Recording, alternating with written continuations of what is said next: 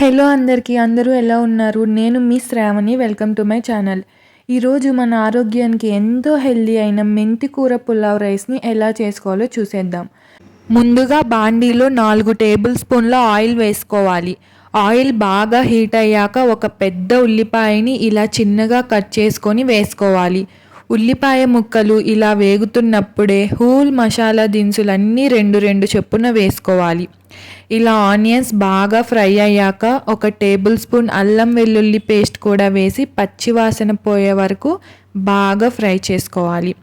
ఇప్పుడు అందులోకి చిన్నగా కట్ చేసుకున్న 2 క్యారెట్ ముక్కలు, అలానే ఒక బంగాళదుంప ముక్కలు అండ్ టొమాటో ముక్కలు కూడా వేసి 5 నిమిషాలు బాగా ఉడికించాలి. మీకు నచ్చితే బీట్రూట్, బీన్స్ ఇలా మీకు నచ్చిన వెజిటేబుల్స్ ఏదైనా వేసుకోవచ్చు. చూడండి, ఇలా బాగా ఉడికాక ఇందులోకి మనం ముందుగా కట్ చేసుకొని కడిగి పెట్టుకున్న మెంతి కూరని కూడా వేయాలి.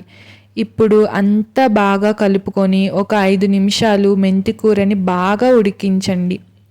ఇప్పుడు కొంచెం టేస్ట్కి సరిపడా ఉప్పు కూడా వేసి ఒక్కసారి మిక్స్ చేసుకొని ఉడికించాలి. చూడండి, ఇలా బాగా ఉడికాక ఇప్పుడు ముందుగా మనం కడిగి పక్కన పెట్టుకున్న రైస్ని ఇందులోకి వేయాలి. రైస్కి తగ్గట్టు వాటర్ కూడా పోసుకొని ఒక్కసారి ఇలా మిక్స్ చేసుకోవాలండి. లో ఫ్లేమ్లోనే ఉడికించుకుంటే సరిపోతుందండి. ఇలా మధ్య మధ్యలో మూత తీసి 2-3 సార్లు బాగా మిక్స్ చేసుకోవాలండి. చూడండి, ఎంతో రుచికరమైన మెంతికూర పులావ్ రెడీ అయిపోయింది. నచ్చితే మీరు కూడా ట్రై చేయండి. Thank you for watching.